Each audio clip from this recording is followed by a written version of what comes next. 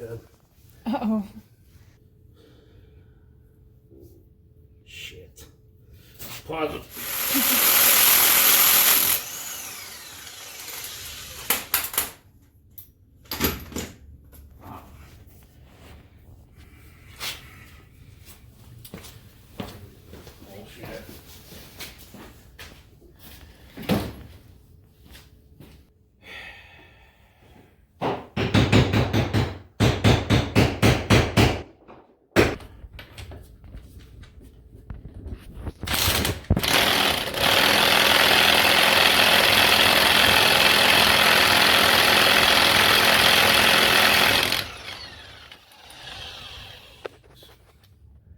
Pop it off, remember what the count was.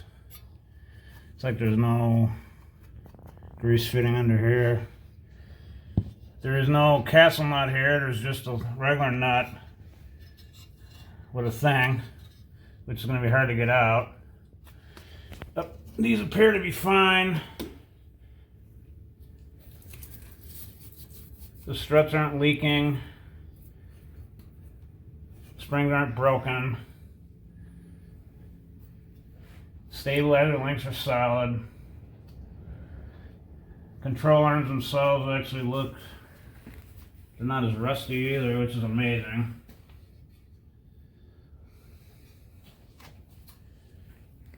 Upper tie rod looks good. And we have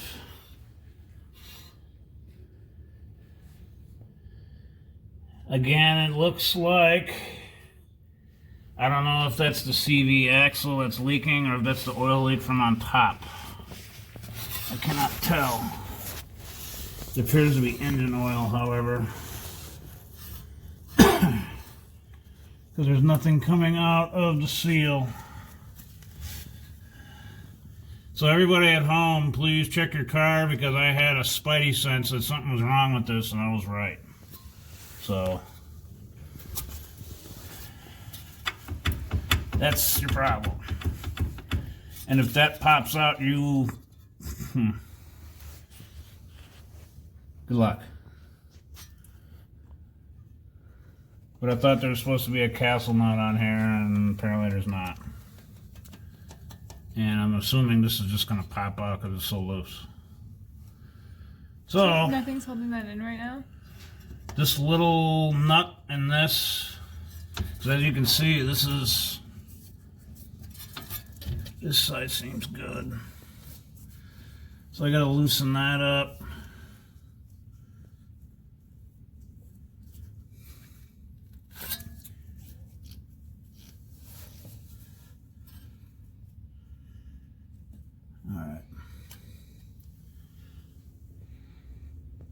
Alright, that's it. Working on cars is not that hard, you just need patience and time. I figured that out just now. To help you, and I learned everything I know off YouTube. Go Pack. So, as you can see, it's got to that point.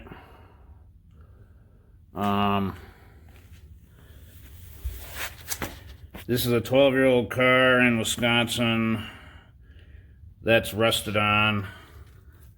You can see what I did here. I tried to twist it off, won't come off. Now I'm going to put heat on there. Heat up this right here for a while. Put that on the skinny end. That on the fat end, and twist, and hopefully it comes off. If it doesn't, I'm going to have to cut it off with my angle grinder, and hopefully it'll set my garage on fire or some shit. So, I don't believe these have been changed ever. And then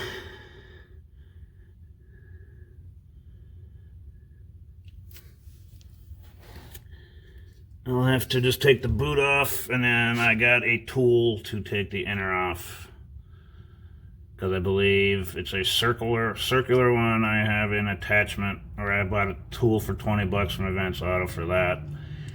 So, on we go. Hello, guys. Well, I cut it off. I'm sick and tired of dealing with this rusty, crusty crap. I tried to be nice to it. It wouldn't listen. So I took drastic measures and cut the damn thing off. I measured it. It needs to be 6.5 inches from the nut to the middle of the that thing there. So it's gonna need an alignment anyway. Went to Napa and I got some an inner and outer. I had to get the tool because I'm almost positive this little guy in here is gonna be circular, and the tool they rent has notches on it for like a bolt. So now I have a new tool that I'm only going to use like once, but whatever, that's what you got to do. So when I take this off, I mean, I can't film and work at the same time, otherwise I would show you, but no one wants to see me anyway. All right, hang tight, peeps. Okay, peeps. So I'm down here again. 2008 Ford Fusion SEL 3-liter. There's this, whoever did this last, I think it was a shop, I don't know who, just used some wire and tied it up. That was on the back there. And in order to get the boot off without breaking it, you simply just stick a screwdriver under there, spray some penetrant spray, loosen up the bond so you don't snap the boot, pull it out, and looky, what do we have? So my suspicions were when I'm driving down the road, I hear a bunch of vibrating, wobbling. It sounds like I thought it was a wheel bearing at first. It's not. It's this. It's just so loose it just falls on its own. I'm hoping it's not the rack and pinion because I don't have the capability. I mean, I do, but I don't know. Volunteers to help would be nice. Yep, this is the problem. And Ford decided to put this circular doohickey on here instead of the threaded one. So there is a tool I bought to where I'll show you once I put it on. All right, peeps. So what you're gonna do is that circle inner tie rod end, you need to buy this tool that you see attached. You can buy it at Advanced. That's where I got mine. Napa was out. Pretty much any place has them. Put a breaker bar on there. I happen to be using a old bike seat shaft. It's light. It's tough. Make sure you put the extension all the way in the tool because you will strip it. Just turn to the left. And then it cracks loose. And then continue to turn it all the way out, and it'll pop right out. See? And I do now have a suspicion that I have a leaking rack and pinion, which really freaking sucks, because fat guy on the floor is not going to be able to do that. So, just saying. Alright. Now I have to put the old new parts together. I have a 6.5 inch measurement, and let's hope it goes back together good. Hey YouTube.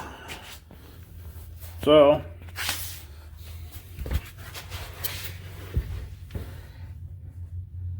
I sprayed some silicone spray up by the boot.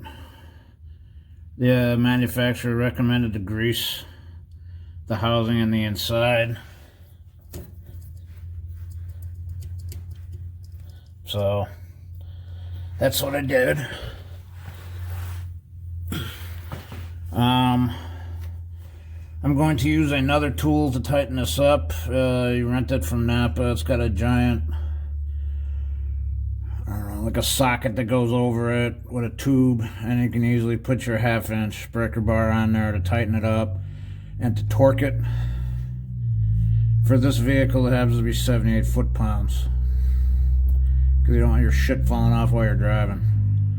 So I'll do it off camera and then show you how I did it. Okay, so here's the tool you can get from any auto parts store. It has a socket on the back that goes over the inner tie rod arm part. Then you have this. I just put my torque wrench right on there and torqued it to 78 foot-pounds. So that thing ain't gonna fall off, which is good. The other side is the same exact process, same exact rusted on bolt, same exact rusted on tie rod end, same exact everything. I highly recommend Heat for those applications. If you live in the Northeast, the Midwest, especially upper Midwest, Wisconsin, Minnesota, especially. Snow, salt, grime, crap. For those of you out in California, tell me what it's like to work on a car with no rust on it. Must be nice. Other than that,